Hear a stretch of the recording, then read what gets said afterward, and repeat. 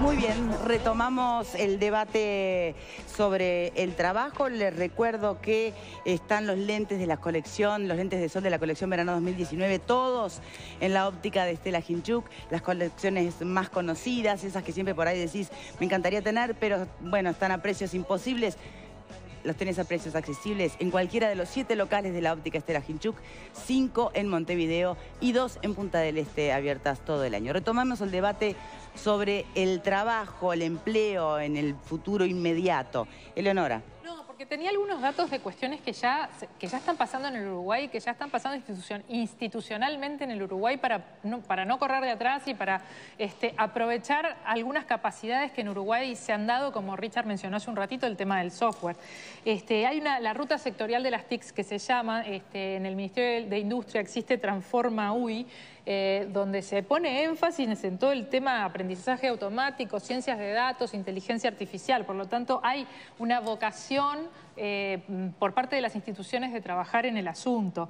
De hecho, también en los temas de inteligencia artificial, robótica, etcétera, se trabaja a múltiples niveles, ya no te digo solamente Ceibal, existe el CAIME, que es un programa que está en la UTU y también patrocinado por el Ministerio de Industria, donde también forma chiquilines en ese tipo de cosas.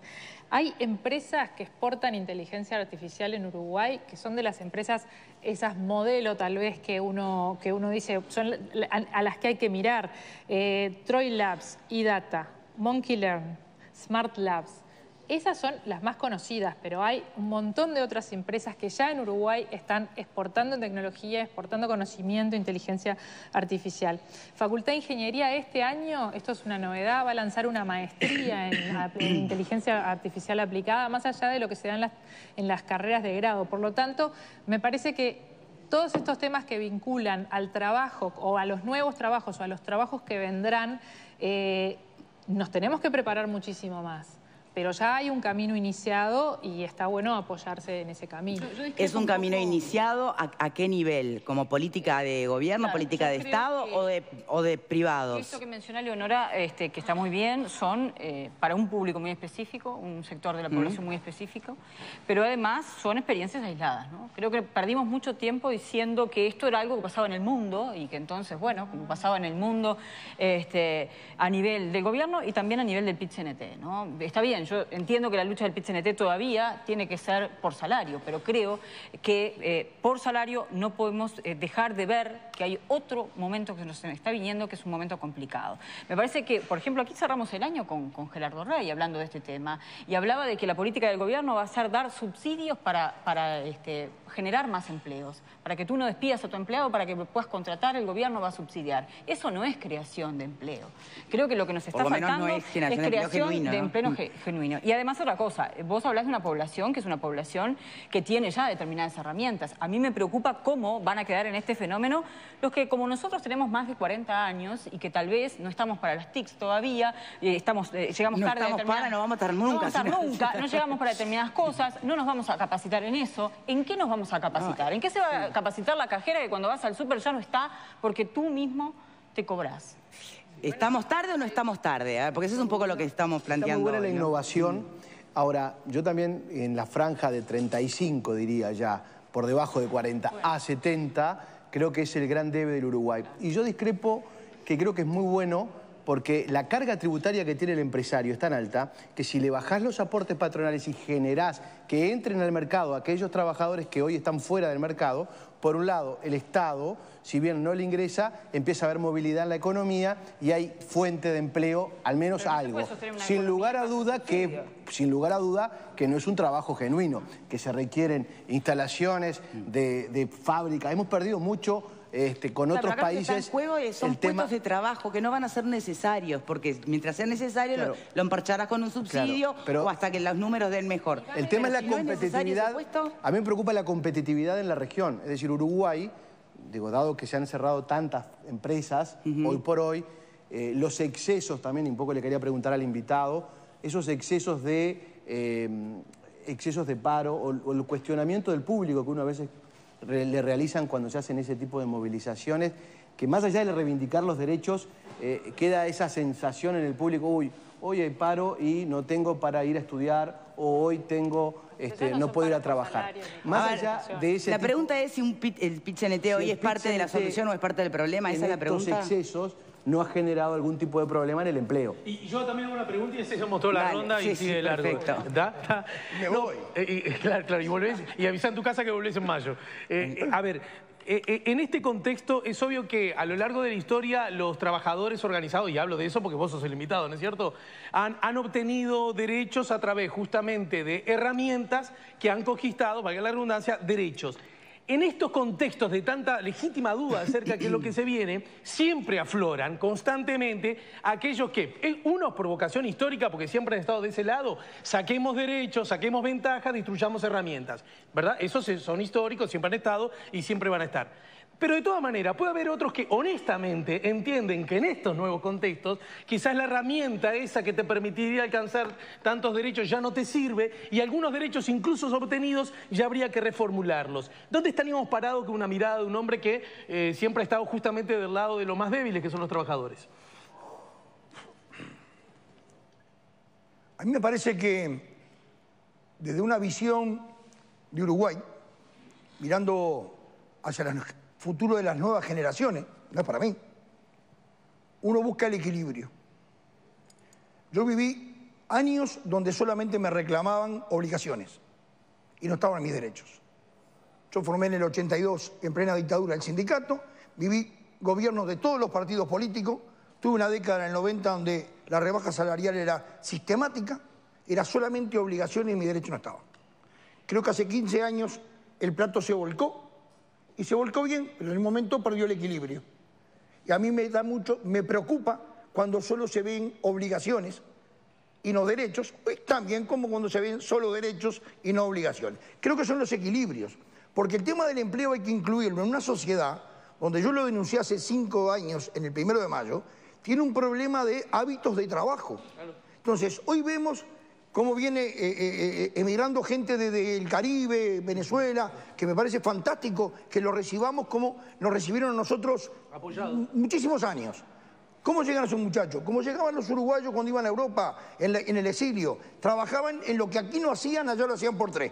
Los muchachos vienen a trabajar, vienen con hambre de empleo, de trabajo, de que los respeten. Entonces, por lo tanto, ahí aparece la contraposición con el laburante uruguayo promedio.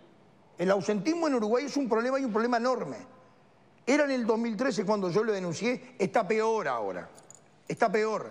Eso también pesa en el momento del empleo. Entonces, por lo tanto, creo que hay un tema hay una sociedad que ha dormido la siesta mucho tiempo, que le cuesta despertarse, que no vio en la educación el cambio radical y lo vio en la economía. Yo estoy contrario a los que hablan de las décadas ganadas. Que décadas ganadas no existen si solamente el número es un número económico. La economía es efímera. Hoy está bien y mañana está pelado.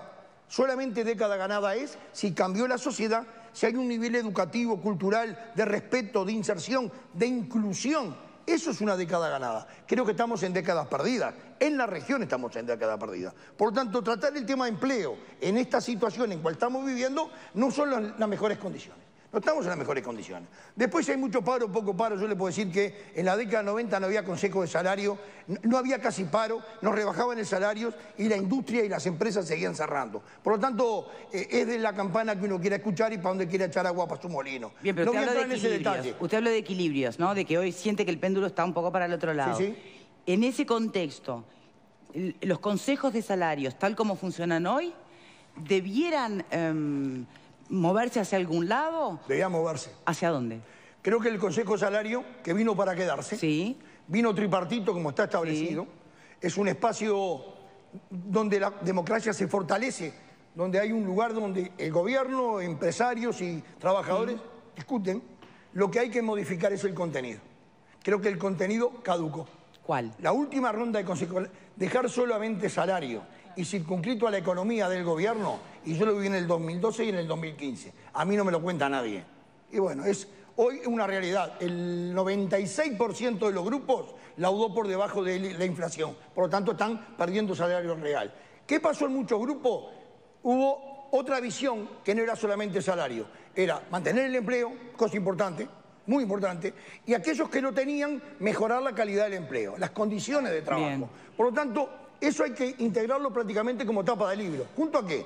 Si nosotros no mejoramos la productividad en este país, si no hay mejor productividad, muchachos, cerra y vamos. Hay que discutir productividad. Productividad a partir de que el empleador muestre sobre la mesa los números para poder discutir sobre cosas reales, ¿verdad? Y el sector sindical, darle una reserva, preservarle la discreción de lo que está manejando como cuentas y como números. Creo que eso es un tema. Y lo otro es mejorar las relaciones laborales. ¿Eso es real? ¿En este país es posible realmente que se pueda discutir entre empleado y empleador el concepto productividad sin caer en los clichés de la histórica lucha de clases? Y bueno, yo hace 10 años que lo tengo en la industria de la bebida. Y a ver, nosotros no fue nunca un sindicato en el pecho, ¿no? Tenemos las mejores conquistas y los mejores convenios. Lo tenemos. Nos costó que entendieran que era el camino. ¿Y subsidios? ¿Lo aplicamos? El subsidio, que no es subsidio, porque es una también es un tema que tiene que pesar a la hora de entendernos, ¿no? Usted sabe que no. ¿Por qué no? Porque con esa creencia, toda empresa poderosa económicamente tendrá que tener muy bien a sus trabajadores. Total, como le sobra plata, da. Yo le puedo decir que hay empresas enormemente, con riquezas enormes, que tienen a los trabajadores con laudos muy bajos. Por lo tanto, creo que pasa por otro lado. Porque además, el subsidio en todo caso, vino después de la productividad. Nosotros tenemos productividad, se mide técnicamente, y trabaja, funciona. En Salud Mina también es lo mismo. Y en otros lugares también lo están aplicando. Creo que es aquello del uruguayo, ¿no? Seguimos todavía con una mochila pesada de la desconfianza. Creo que hay que ganar confianza. Y eso es obligación del gobierno, que convoca a los consejos de salario, de abrir instancias de negociación que abonen a la confianza. Termino. Sí. Se está convocando consejo de salario por salario una vez cada 2 o 3 años. Yo creo que está mal.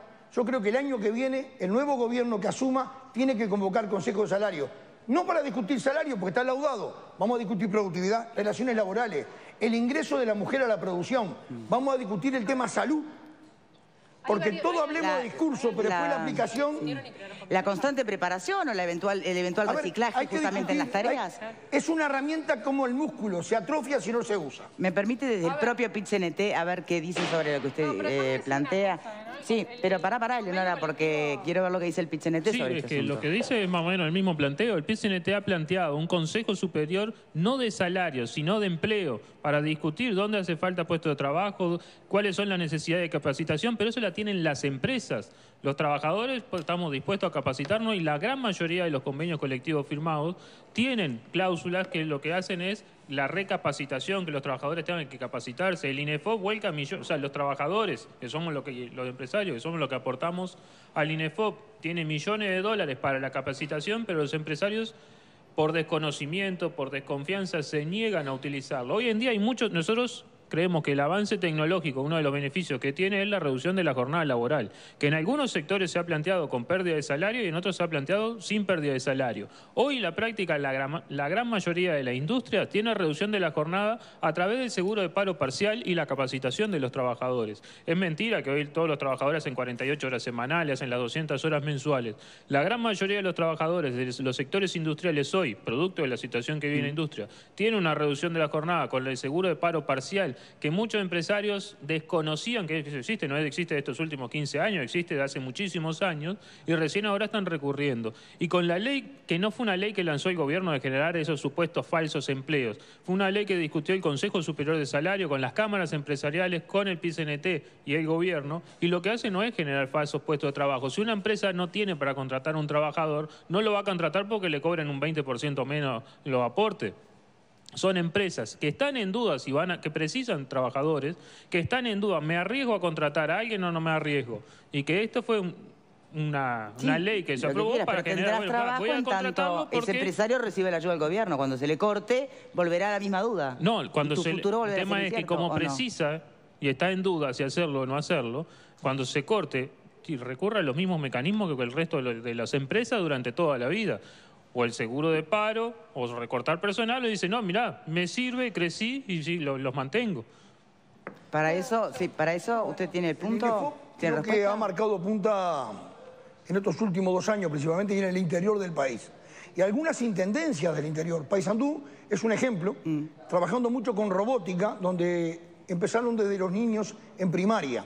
Entonces, por lo tanto, creo que hay un trabajo incipiente, que es muy parcial, está muy sectorizado, que habría que, bueno, hacerlo macro, tomarlo como Estado, pero creo que en algunos lugares se empezó a mover. ¿Por qué? Porque la realidad es más fuerte que la teoría. Entonces, por lo tanto, yo creo que lo de INEFOP me parece que es un camino a transitar, hay que profundizarlo.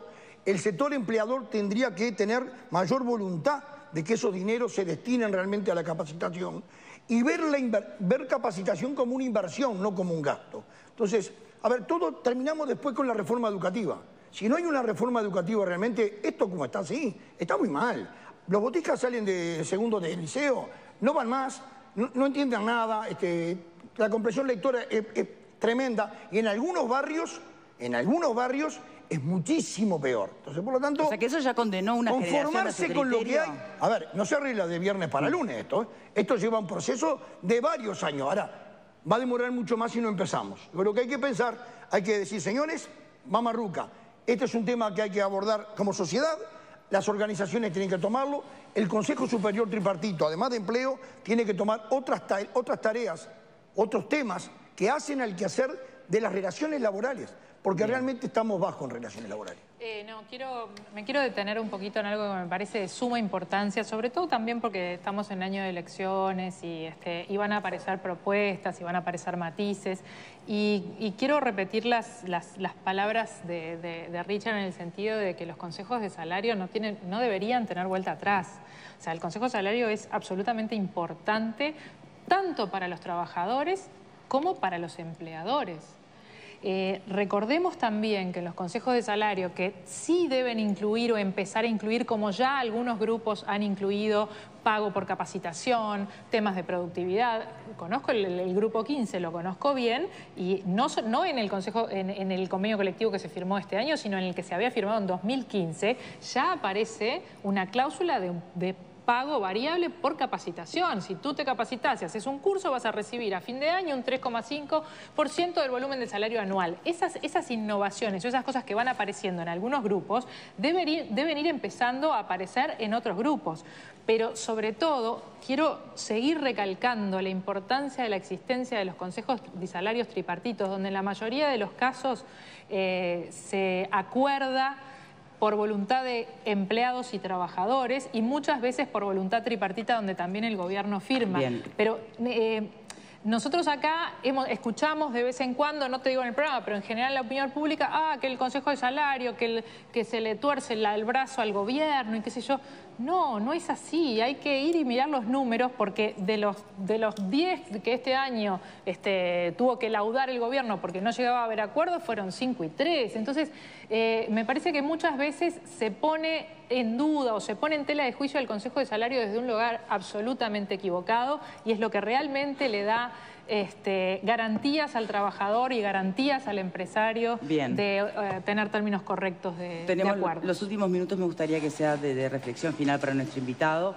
Volviendo un poco al gran titular, ¿no? De cuáles son los desafíos entonces y qué poder hacer en este nuevo esquema que tiene incertidumbres, ¿no?